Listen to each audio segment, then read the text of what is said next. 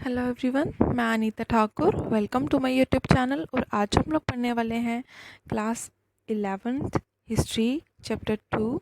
Next topic है the system of writing. आज हम लोग पढ़ेंगे कि एंशिएंट टाइम पर या मतलब स्टार्टिंग टाइम पर किस तरह से राइटिंग होती थी, उस टाइम का कौन सा सिस्टम जो था उसको फॉलो किया जाता था। जैसे कि यहाँ पर बताया गया है, जो साउंड सिस्टम था वो कौन था, कॉनिफॉर्म था, ठीक है, जिसमें कुछ साइंस जो थे वो रिप्रेजेंट किए जाते थे अपने मैसेज को कन्वे करने के लिए। तो इसमें ना एक सिंगल कॉन्सोनेंट या वॉवल का यूज़ नहीं होता था, जैसे एम और आ जो इंग्लिश अल्फ़ाबेट्स हैं उन्हीं का यूज़ नहीं होता था, लेकिन एक सिलेबस होता था जिसमें पुट, ला, इन जैसे वर्ड्स जो हैं वो यूज़ करे जाते थे। जैसे यहाँ पर बताया गया है, ये जो साइंस होते थे वो मेसोपोटामियन स्क्राइब थे, मतलब वो यूज़ किए जाते थे शिक्षकों द्वारा या फिर जो भी वो मतलब स्टक करते थे। तो वो क्या करते थे, उन्होंने ना बहुत सारी नंबरिंग में ना वर्ड्स को सीखना शुरू कर दिया था, ठीक है। तो अब क्या हुआ कि उनको ना अब ये भी पता चल गया था कि वेट टैबलेट पे किस तरह से उसको हैंडल करना है, मतलब कि जब तक वो गीला है तब भी आप उसमें लिख सकते हो, सूखने के बाद आप उसमें कुछ भी नहीं लिख सकते हो। और राइटिंग जो थी वो एक बहुत ही स्किल्ड क्राफ्ट थी, और साथ ही वो एक ना इम्पोर्टेंट क्राफ्ट माना जाता था, क्योंकि उसमें बहुत ज़्यादा हम लोग बोल सकते हैं इंटेलेक्चुअल अचीवमेंट्स जो थी वो देखने को मिली। इवन आज के टाइम पर भी हम लोगों को जो मतलब हम लोग बोल सकते हैं जो फॉसिल्स मिलते हैं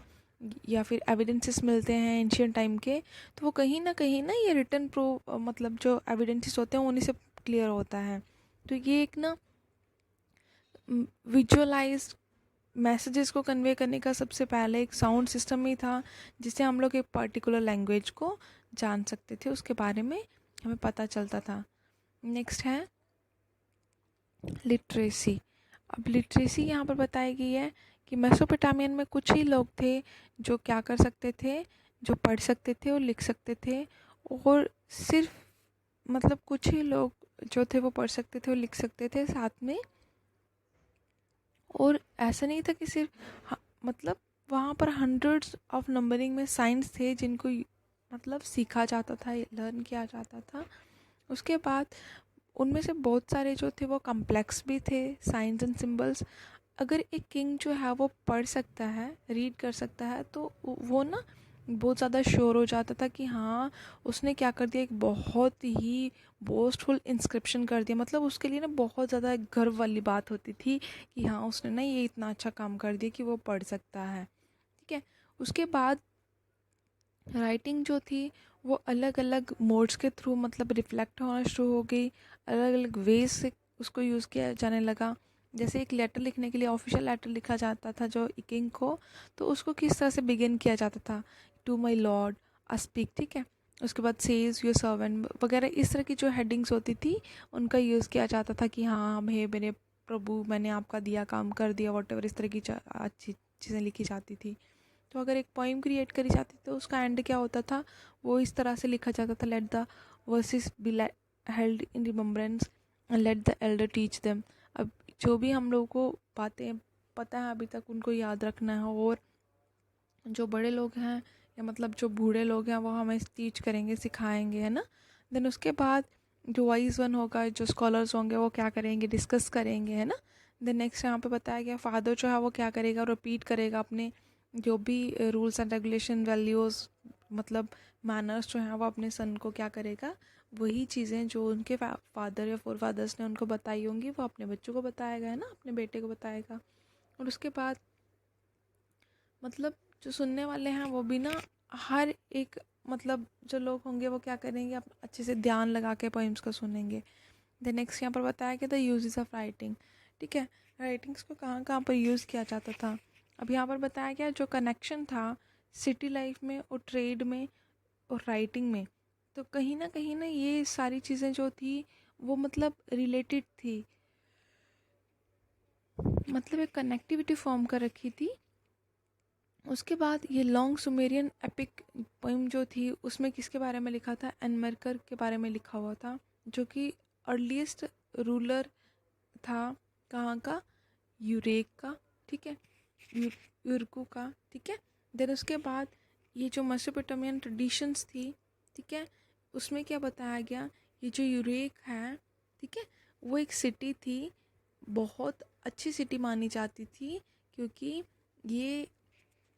often known simply as the city, मतलब इसको मैक्सिमम टाइम, क्योंकि ये बहुत ही एक एक्सेलेंट, हर एक वर्क में बहुत ज़्यादा एक्सेलेंट, बहुत अच्छे से वर्क करती थी, इसलिए फंक्शनिंग इसके अच्छे होने की वजह से इसको मतलब एक एक्सेलेंट सिटी का नाम दिया गया। उसके बाद एनमर्कर जो था उसको एसोसिएट किया गया एक ऑर्गेनाइजेशन के साथ, जो पहले क्या करता था, जो पहले ट्रेड करता था किसके साथ, सुमेर के साथ, जो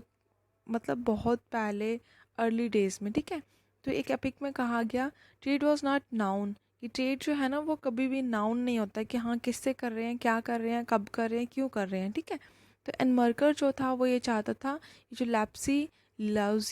लाउजली है और ये जो प्रीशियस मेटल्स हैं, ठीक है, तो ये क्या है, ये ब्यूटिफिकेशन ऑफ सिटी है, मतलब कि एक कहीं ना सिटी को डेकोरेट करने के लिए ये जो प्रीशियस मेटल हैं वो बहुत ज़रूरी हैं, ताकि एक टेम्पल को डेकोरेट किया जा सके और एक मैसेंजर मतलब दिया जा सके लोगों को कि हाँ आप लोग क्या करो, मतलब जो चीफ था ना, कौन सा चीफ, जो कि अराता का चीफ था, जो मतलब मेन हेड था वहाँ का, उसको एक मैसेज प्रोवाइड किया जाए कि ये सबसे एक ब्यूटीफुल सिटी है, जो कि सिटी टेम्पल है, जहाँ पर हम लोगों ने प्रीशियस मेटल्स जो हैं वो रखे हुए हैं, उनसे डेकोरेट किया हुआ है, ठीक है। तो ये जो मैसेंजर होता था उसमें बताया जाता है कि ये मतलब वर्ड्स जो थे वो यूज़ किए जाते थे किंग्स के लिए, और नाइट टाइम पर वो क्या करते थे, वो जाते थे ताकि वो मतलब जैसे स्टार्स होते हैं, स्टार्स की भांति देखना, फिर उसके बाद मतलब ये कहा जाता था कि ये ना हेवन का मतलब स्वर्ग का सूरज है, जो कि एक बिल्कुल डिवाइन है। उसके बाद उनका ये भी होता था कि हाँ हम लोगों को क्या करना है, माउंटेन रेंजेस पे जाना है, कि जहाँ से हम लोग नीचे देखेंगे तो हमें हर एक चीज़ जो है वो बिल्कुल छोटी दिखेगी इस तरह से। तो अब यहाँ पे बताया गया था पीपल ऑफ सूसा, जो कि एक सिटी थी माउंटेन्स के नीचे। तो अब ना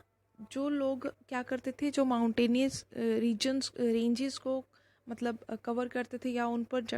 जाते थे वो, तो जब वहाँ से नीचे वाली साइड जो मतलब एक सिटी थी जिसका नाम था सूसा, ठीक है, वहाँ के जो लोग थे वो ना उस पर्सन को क्या करते हैं, सल्यूट करते हैं लाइक अ टाइनी माइस, मतलब इसका क्या हुआ, एक छोटे चूहे की तरह उसको मतलब क्या करते हैं, सल्यूट करते हैं, क्योंकि जब हम लोग हाइट से देखते हैं तो हमें हर एक बड़ी चीज़ भी दूर से बहुत छोटी दिखती है। Even 5 ranges, 6 mountain ranges, 7 mountain ranges ही क्रॉस, और उसने बहुत ज़्यादा माउंटेनियस रीजन्स रेंजेस जो थी वो उसने कवर कर रखी थी। उसके बाद ये जो मैसेंजर होते हैं वो चीफ ऑफ अराता का पार्ट नहीं बन सकते, मतलब वो सिल्वर और लाउजुली को गेन नहीं कर पाते हैं, मतलब मेटल्स को गेन नहीं कर पाते हैं, जबकि उन्होंने इतनी लंबी जर्नी करी होती है। देन वो अगेन एंड अगेन आगे की तरफ ही जाते हैं, जबकि उनको पता है आगे खतरा भी हो सकता है, और उनका ये मानना होता है कि हाँ हम लोगों ने अगर अपने किंग से प्रोमिस किए हैं तो उसको फुलफ़िल करना है। अल्टीमेटली ये जो मैसेंजर होता है, जो मतलब एक हम लोग बोल सकते हैं संदेश वाहक जिसको कहा जाता है, वो क्या करता है, वो ना अपनी बातों को छोड़ के बस अपने मतलब जो उसको एक मैसेज मिला होता है या उसको जो कमांड मिली होती है उसी पर वो फोकस रखता है। तो उसके बाद यहाँ पर क्या बताया गया, वो क्या करता है, उसको सभी मैसेजेस मिल जाते हैं, मिक्सड हो जाते हैं, जैसे जैसे टाइम कंज्यूम होता जाता है तो ऑब्वियस है कि सारी बातें जो हैं वो मतलब मिक्सअप होती जाती हैं। देन जो एनमार्कर थे उन्होंने क्या करना शुरू किया, क्ले का एक टैबलेट बनाते हैं, मतलब उनके हाथ में होता है जिसपे कुछ वर्ड्स लिखे होते हैं, और उन दिनों में ना किसी भी तरह की अदर राइटिंग वर्क्स जो थे वो नहीं होते थे एक्सेप्ट क्ले वर्क्स, ठीक है। तो वही लिखा होता था जिससे कि वो मतलब क्या कर पाते थे, अपनी बात को याद रख पाते थे। उसके बाद ये जो गिवन रिटन टैबलेट होता था उसमें जो रूलर होता था, the ruler of Aryabhatta examined the clay and the spoken words और नेल्स। अब यहाँ पर क्या बताया गया कि जो रूलर ऑफ मतलब अराता रूलर थे, उन्होंने एग्जामाइन किया ये जो क्ले होती है, मतलब ये जो चिकनी मिट्टी होती है, और ये जो स्पोकन वर्ड्स होते हैं ये किसकी तरह हैं, नेल्स की तरह हैं, जो क्या करते हैं हमारे his face was frowning, he kept looking at the tablet. अब यहाँ पर क्या करते हैं हम लोग ना, सिंपली हम लोग उस वर्ड के ऊपर फिंगर रख के देन नेल्स को टच करके क्या करते हैं कि हम लोग ना फेस से कुछ भी नहीं कर पाते हैं, कोई भी वर्ड प्रॉपर्ली नहीं बोल पाते हैं। तो कहीं ना कहीं हम लोग उस टैबलेट की तरफ देखते थे और वो जो मैसेज लिखा होता था उसको कन्वे करते थे अदर्स को। उसके बाद यहाँ पर बताया गया कि लिथर जो ट्रुथ था वो कहीं ना कहीं इतना मतलब पता ही नहीं होता था, लेकिन कहीं ना कहीं मेसोपोटामियन की एक अंडरस्टैंडिंग थी अपनी किंगशिप्स के साथ। मतलब वो उनके साइंस एंड सिंबल्स को समझ सकते थे जो कि ट्रेड या राइटिंग के टाइम पर वो यूज़ करते थे। और बहुत ज़्यादा बातें अगर कही जाएँ तो पोइम्स के थ्रू ही वो अपने मैसेजेस को कन्वे करते थे। और इसका मतलब ये हुआ कि वो इन्फॉर्मेशंस को पोइम्स की फॉर्म में स्टोर करके रखते थे और मैसेजेस को सेंड करते थे। और राइटिंग जो थी वो मतलब सिंपली अगर हम लोग बात करें साइंस के थ्रू रिफ्लेक्ट करी जाती थी, जो कि उस टाइम पर सुप्रीम मानी जाती थी मेसोपोटामियन अर्बन कल्चर में। It's enough for today. Thanks for listening and may God bless you all.